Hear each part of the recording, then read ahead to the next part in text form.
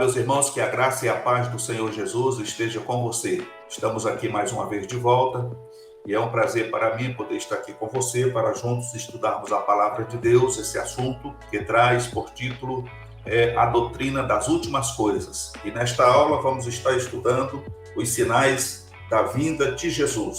O texto áureo está registrado em 1 Pedro, capítulo 4, verso 7, que diz: "E já está próximo o fim de todas as coisas.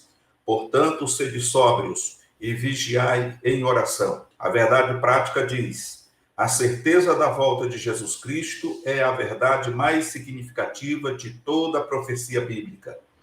E a leitura bíblica em classe, ela está registrada em Mateus capítulo 24, do versículo 3 a 14, que diz: "E estando assentado no Monte das Oliveiras, chegaram a ele os seus discípulos em particular, dizendo: Dize-nos, quando serão essas coisas e que sinal haverá da tua vinda e do fim do mundo? E Jesus respondendo disse-lhe: Acautelai-vos que ninguém vos engane, porque muitos virão em meu nome, dizendo: Eu sou Cristo, e enganarão a muitos. E ouvireis de guerras e de rumores de guerra. Olhai, não vos assusteis, porque é mister que isso tudo aconteça, mas ainda não é o fim. Porquanto se levantará nação contra nação, e reino contra reino, e haverá fomes e pestes e terremotos em vários lugares. Mas todas essas coisas são o princípio de dores. Então vos hão de entregar para seres atormentados, e matar-vos-ão, e sereis odiados de todas as gentes por causa do meu nome. Nesse tempo, muitos serão escandalizados, e trair-se-ão uns aos outros, e uns aos outros se aborrecerão. E surgirão muitos falsos profetas, e enganarão a muitos. E por se multiplicar a iniquidade, o amor de muitos esfriará. Mas aquele que perseverar até o fim será salvo.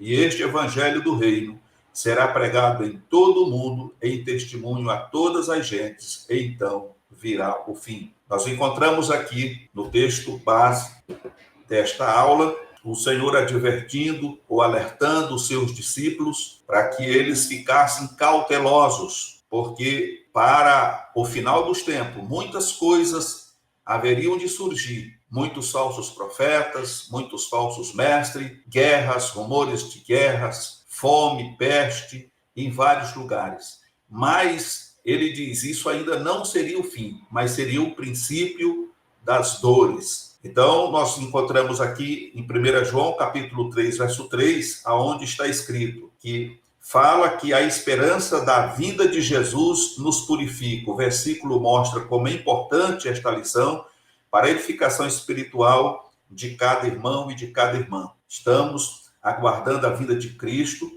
e o crente precisa estar vigilante, mantendo-se longe do pecado e do engano, para que não venha ficar para trás no arrebatamento da igreja. Esse é uma das advertências de Jesus para nós. A introdução diz: diante da declaração de Jesus sobre a queda de Jerusalém e a destruição do seu majestoso templo, conforme está registrado em Mateus 24, do versículo 1 a 2, os discípulos fizeram-lhe a pergunta-chave que originou o grande discurso profético. Dizem-nos, quando serão essas coisas? E que sinal haverá da tua vinda e do fim do mundo? E o texto de Mateus 24, mormente os primeiros 14 versículos, é uma profecia com abrangência histórica e escatológica.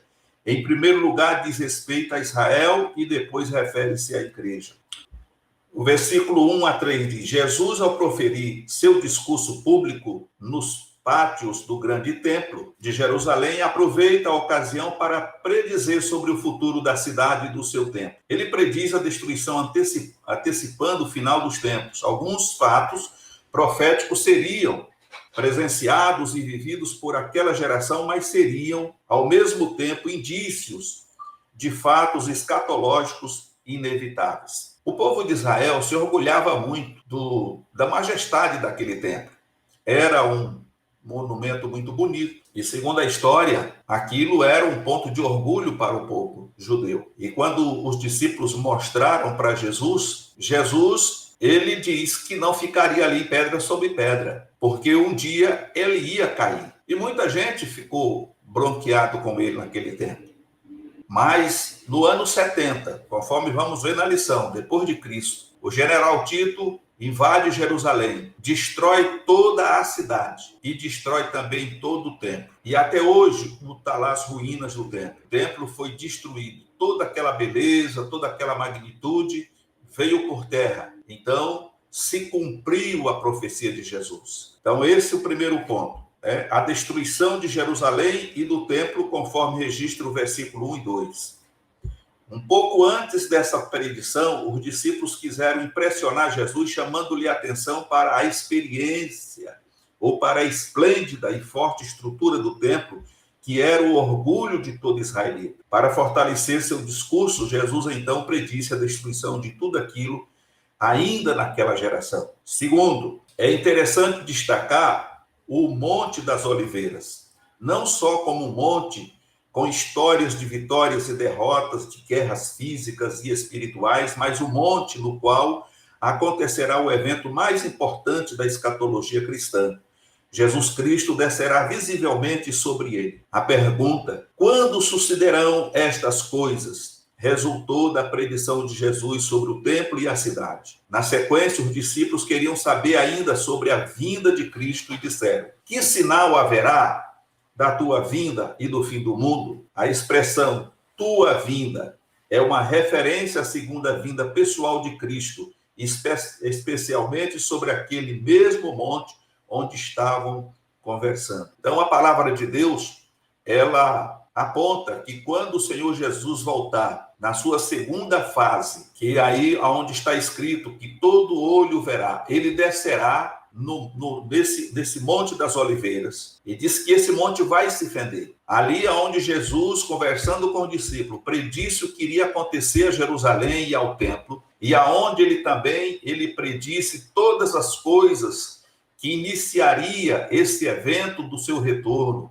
ou como é chamado, o princípio de dores. É exatamente naquele monte que o Senhor Jesus vai descer fisicamente e visivelmente para todos verem na sua segunda vinda. Porque, como já falamos nas lições anteriores, nos estudos anteriores, a vinda de Jesus se dará em duas fases. A primeira fase oculta, aonde o apóstolo Paulo, ele afirma que o Senhor Jesus virá até as nuvens, até os ares, e o Espírito Santo, que hoje é o tutor da igreja, ele é o cicerone da igreja, ele levará a igreja, os escolhidos, aqueles que estão preparados ao encontro do Senhor nos ares. Então, o Senhor Jesus não descerá à terra, ele não colocará os seus pés sobre esta terra ainda, mas o Espírito Santo levará a igreja, tanto os que já morreram, que vão ressuscitar nesta ocasião, quanto os que estiverem vivos, eles irão ao encontro do Senhor nos ares. Aí, nesta segunda fase da segunda vinda, então, se cumprirá o que está escrito. Então, o Senhor descerá sobre o Monte das Oliveiras, e ali todo o povo de Israel o verá e o reconhecerá como o Messias que veio e foi rejeitado. E segundo ponto, nós temos predições sobre falsos alarmes escatológicos, conforme está registrado do versículo 4 ao versículo 6 de Mateus 24. Mateus 24 é uma admoestação contra os falsos sinais que seriam alardeados como se fossem os reais e verdadeiros. Diz o texto: acautelai-vos que ninguém vos engane. Indiscutivelmente, essa pessoa, além de presunçosa e não conhecedora das Escrituras, é falsa profeta. Quais seriam os falsos alarmes ou sinais pelos quais não podemos nos deixar enganar? Primeiro, falsos cristos. Está registrado aí no versículo 5 do capítulo 24. Nos quase 2000 anos de história do cristianismo, centenas de falsos cristos ou messias têm aparecido e enganado a muita gente. E a gente poderia citar alguns nomes, mas os irmãos sabem do que estou falando, né?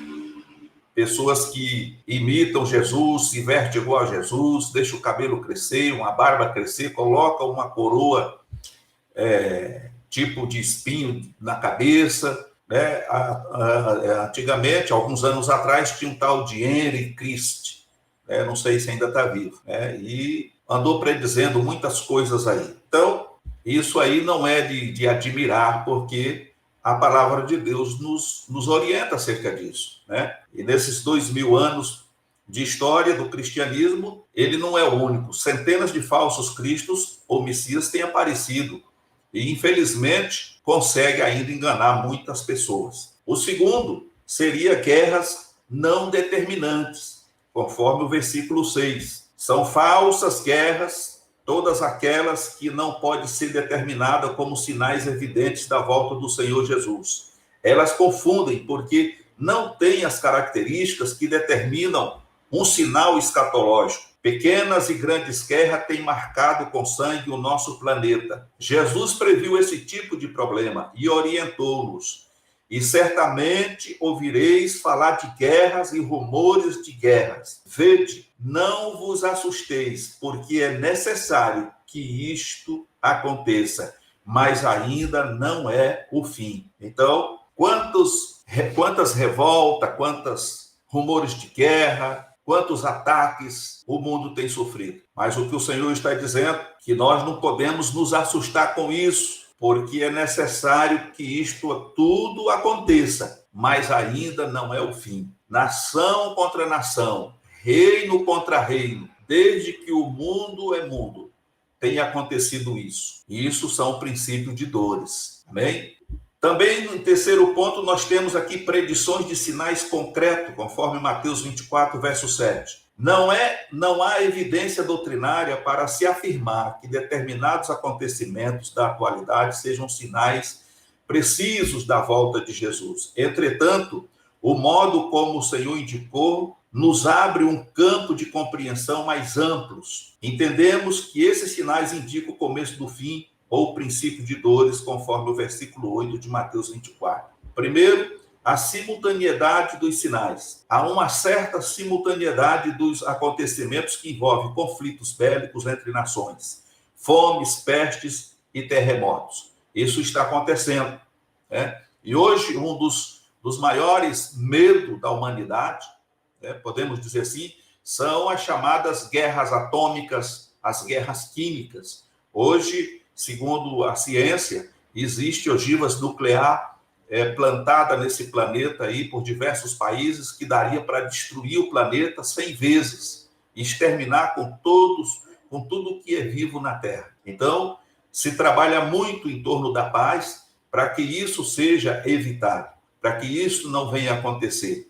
Mas nós sabemos que o que está escrito vai se cumprir, né? O homem tem se armado cada vez mais. A violência tem tomado conta de toda a humanidade.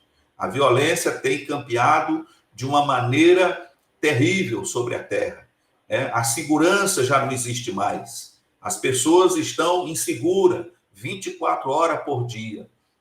Se isso só não bastasse, nós já tivemos mais de 6.000 terremotos no planeta Terra. E tudo isso está ligado com o princípio de dores.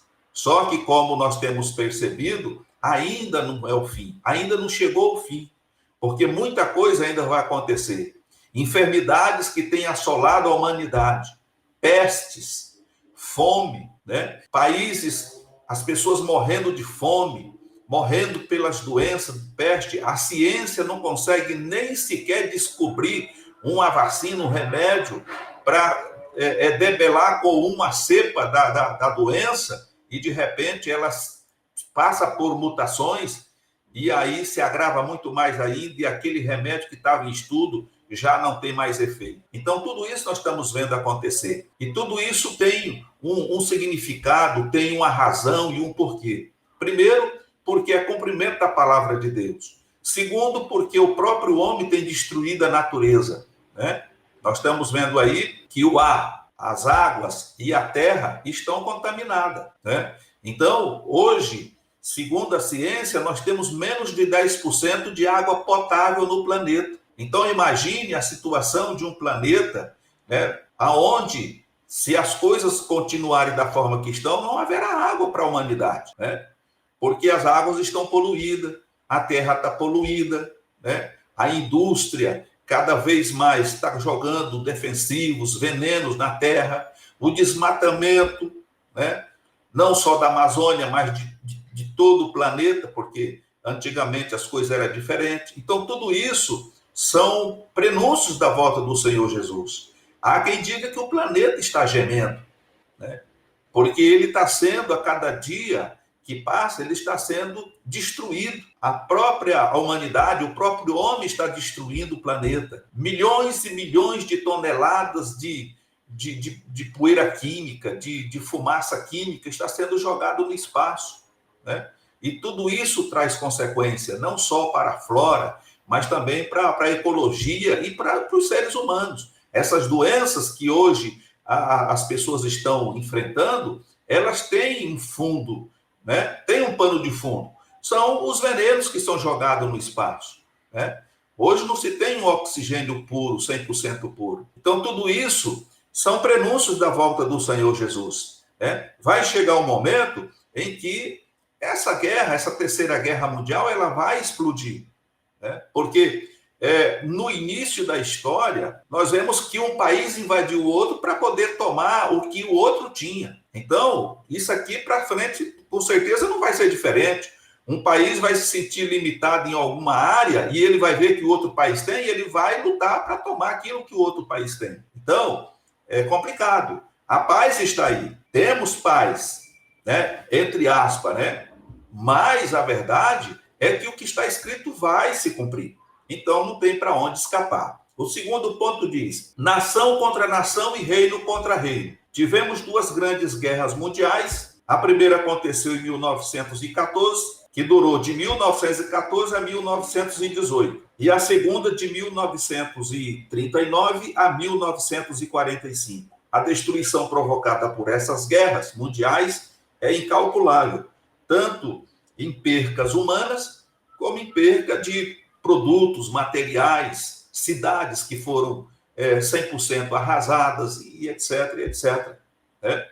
Então, nós estamos à beira de um grande colapso. Ou, melhor dizendo, o mundo está na beira de um grande caos. Mas a igreja do Senhor, se ela permanecer firme, ela não vai passar por esse problema. Agora, diante de tudo isso aqui, tem um outro ponto que nós já falamos anteriormente e precisamos pontuar aqui, que é a questão da entrada do anticristo. É claro que para ele poder entrar em cena, é preciso que tudo isso aqui esteja caótico. A situação, a economia mundial, a falta de paz, enfim, esteja tudo quebrado, tudo arrebentado. Por quê? Porque esse anticristo ele vai chegar e vai se apresentar como o salvador da pátria, ou do mundo, o salvador do mundo, né?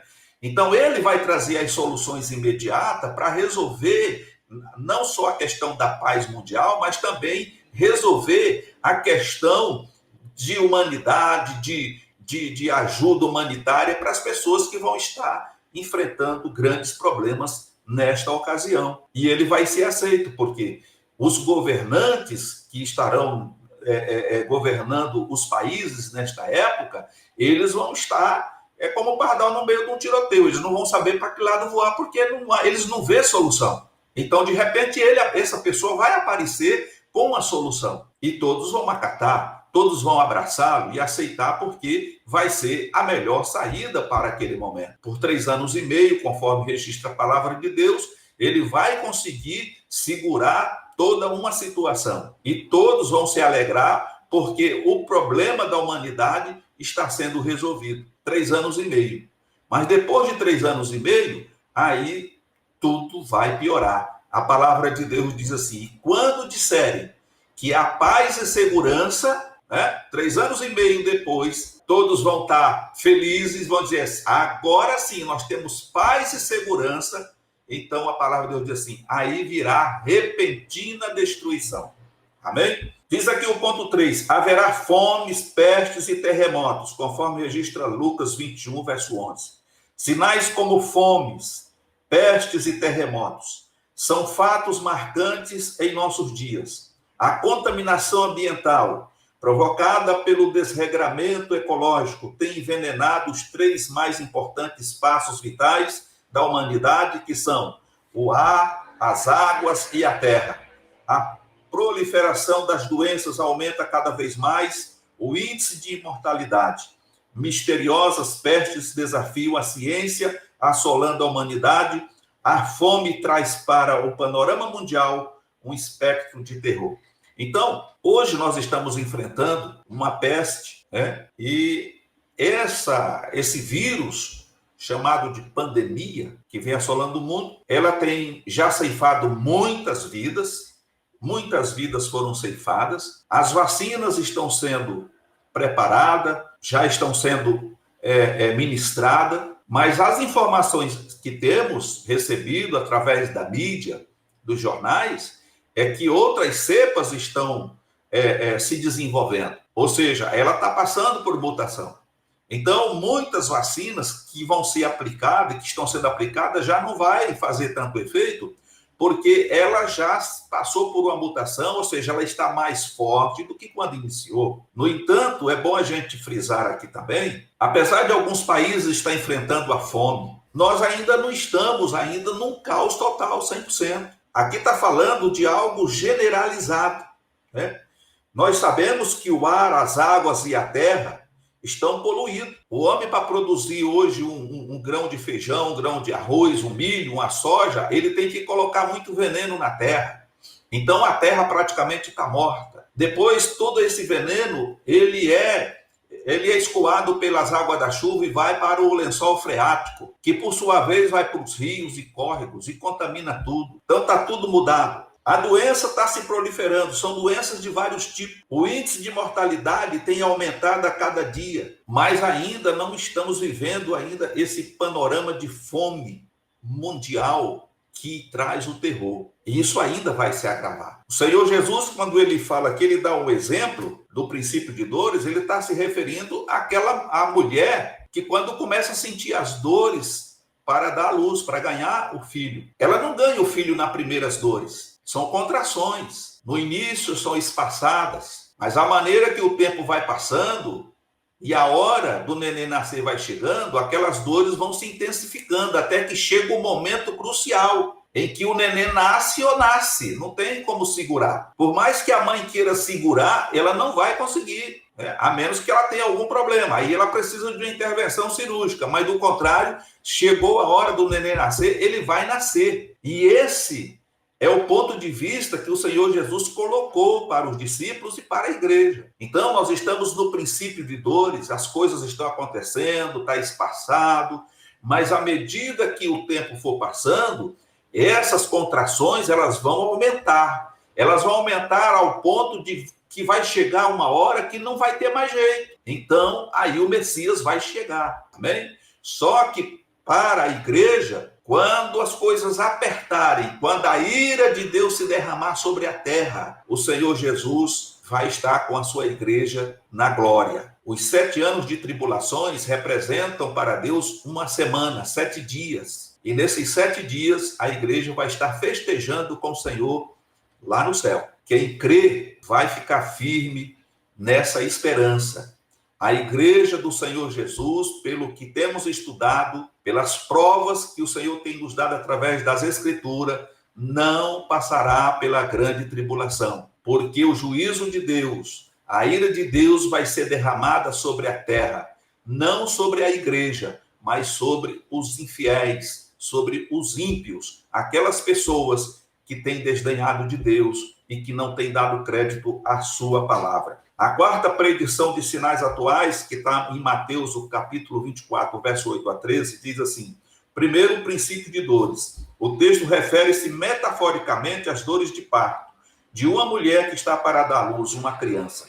São as primeiras dores decorrentes das contrações que anunciam a hora do parto. Na verdade, Jesus estava declarando que os sinais envolvendo fomes, pestes e terremotos seriam apenas sinais precursores da vinda da era messiânica sonhada e desejada pelos judeus, conforme registra Paulo escrevendo a sua primeira carta aos Tessalonicenses, capítulo 5, verso 3. O segundo é a angústia na terra, conforme registra o versículo 8 de Mateus 24 e Lucas 21, verso 25. Essa angústia está embutida no princípio de dores, sentida pela humanidade, e especialmente pela Igreja de Cristo. E, de fato, a perplexidade das criaturas diante dos sinais que se evidenciam na terra.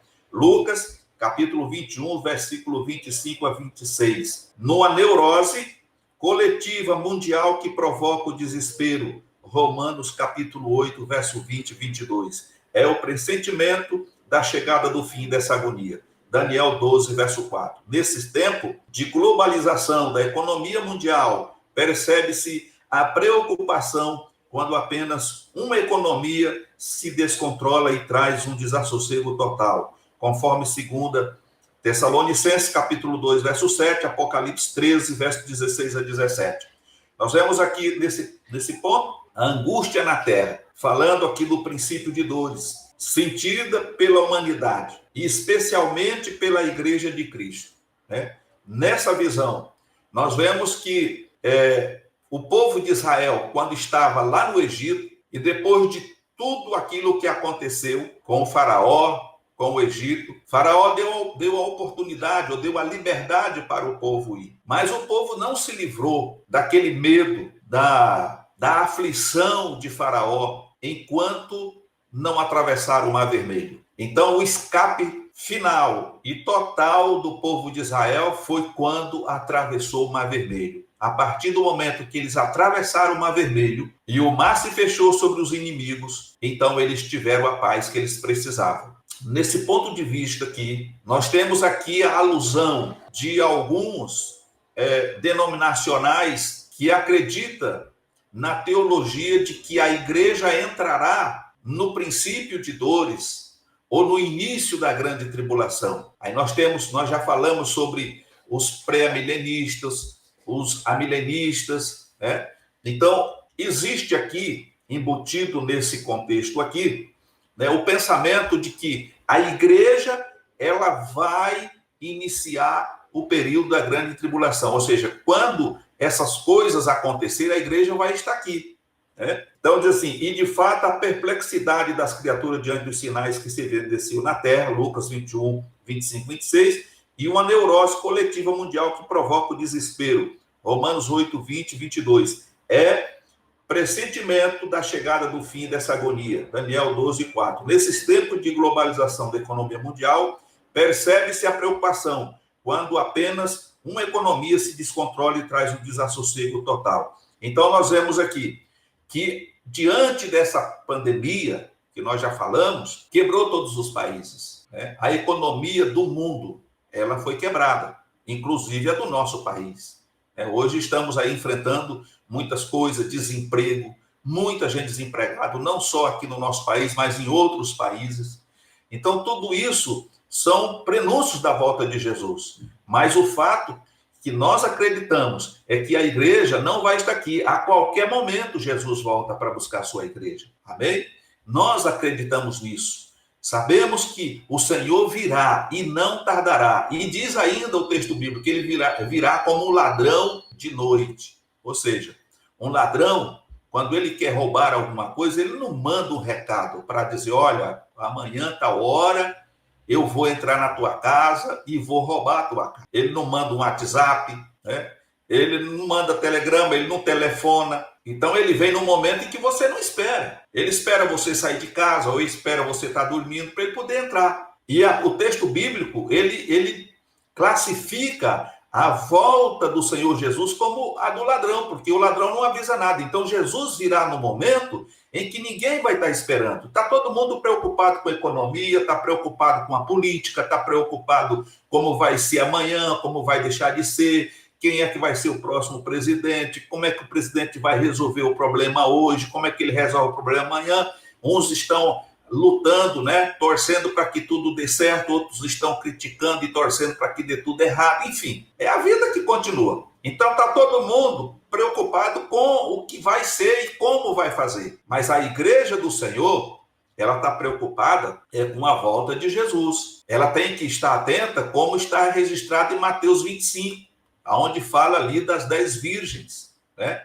Ali tinha 5 prudentes e 5 nércias, ou 5 loucas. As loucas, elas se prepararam para ir ao encontro do noivo, prepararam as suas lamparinas, suas lâmpadas, mas esqueceram de ter reserva de óleo nas vasilhas. As prudentes, elas prepararam as suas lamparinas, mas também se preocuparam de colocar azeite nas vasilhas, porque não sabia a que hora da noite o noivo iria chegar. E elas estavam reunidas no mesmo local, aguardando a chegada do noivo. A igreja está reunida no mesmo local, a igreja está na terra, independente da placa, da denominação, da organização religiosa.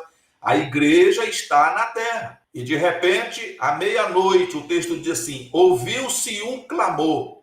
Aí vem o noivo, saí-lhe ao encontro. Imediatamente, aquelas virgens, diz o texto bíblico, que elas foram tomadas por um sono e por um período elas deram uma cochilada ali, e quando elas despertam para sair ao encontro do noivo, as prudentes tinham azeite nas suas vasilhas e imediatamente completaram o azeite nas suas lâmpadas e preparavam-se para sair, quando as nécias ou as imprudentes, vendo que o seu azeite, o óleo da lamparina estava praticamente no fim, foram pedir para as outras, falou: nos arranje um pouco do seu azeite, porque as nossas lamparinas estão quase apagando. E qual foi a surpresa? As prudentes disseram: olha, nós não podemos fazer isso. Por quê? Porque se a gente dividir o que a gente tem com você, vai faltar daqui a pouco para vocês e para nós. Então é melhor vocês ir comprar. Então o tempo de comprar o óleo, né, recarregar a botija é agora. Isso fala de vigilância, amém? Porque na hora que a trombeta soar, irmão, não vai dar tempo de correr na farmácia ou na igreja ou sei lá onde para comprar o azeite, não. Buscar unção, não tem mais jeito. Então o tempo de preparação é hoje, porque nós só temos o agora. O que nós temos é o que passou, que já é passado, e o presente, o agora.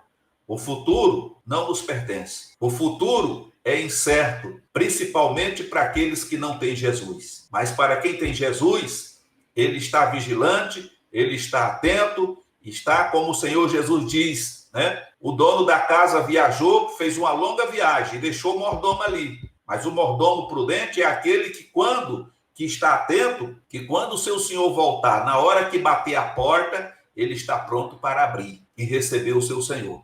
Então tem que estar vigilante, porque aquelas imprudentes, elas não tinham reserva de óleo nas suas vasilhas e ficaram para trás. E diz o texto que elas foram buscar, foram comprar, mas quando elas voltaram, a porta já tinha se fechado. Isso também fala da grande tribulação. Esses crentes são os candidatos a ficarem durante o período da grande tribulação. Vão buscar um compromisso com Deus de verdade depois que a coisa apertar. Porque, infelizmente, tem gente que parece que é discípulo de Tomé. Só acredita se ver, se tocar, se sentir. Então, no dia que Jesus voltar e arrebatar sua igreja, então ele vai se conscientizar de que tudo o que ele ouviu é verdade. Aí ele toma uma atitude. Só que aí o preço vai ser mais alto, porque agora é graça. Agora é a graça, né? É a dispensação da graça. Ela está aberta. Então você tem acesso, você não faz nenhum sacrifício, você não precisa derramar sangue, né? Você não precisa morrer, porque Jesus já fez isso por ti.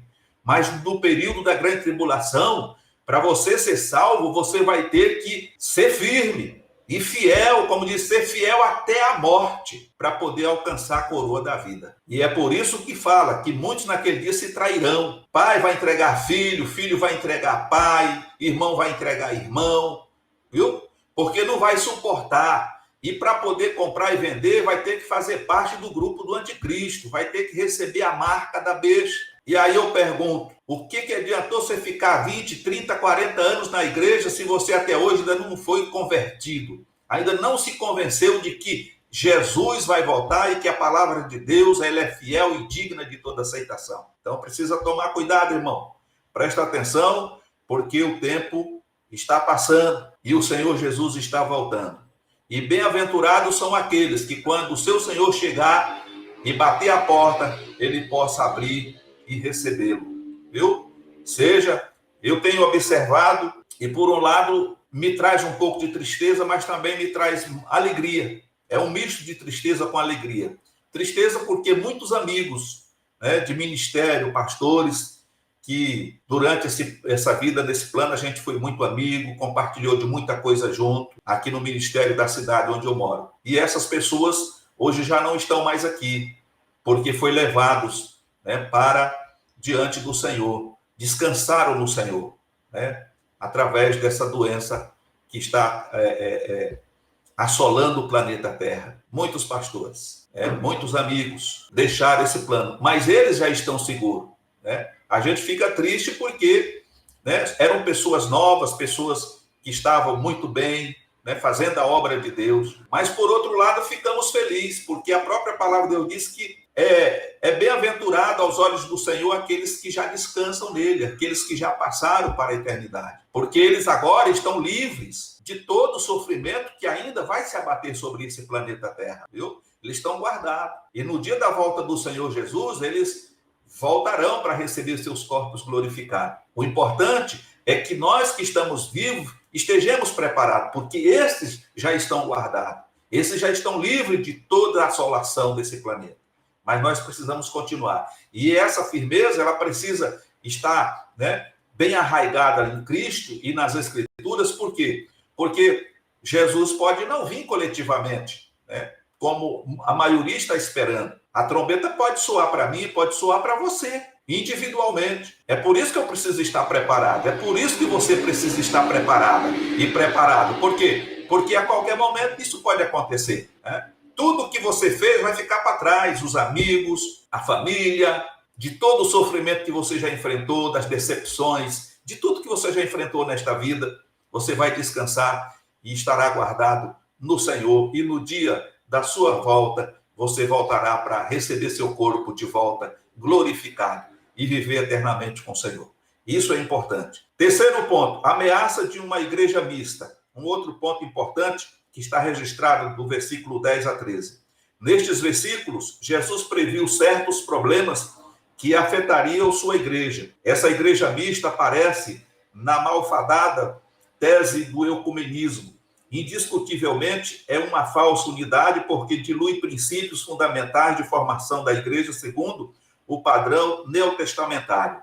Muitos cristãos haveriam de trair a igreja e desertá-la por causa das perseguições. A ação de trair-se uns aos outros refere-se àqueles que, para salvar a própria pele, entregariam seus irmãos às autoridades. Então, nós vemos que, nessa questão do ecumenismo, já há muitos anos, existe um movimento que trabalha para fazer a unificação das igrejas no mundo, tá? Inclusive, algumas igrejas tradicionais evangélicas já fazem parte do ecumenismo. Os pentecostais não fazem parte. E acredito que nunca e jamais faremos.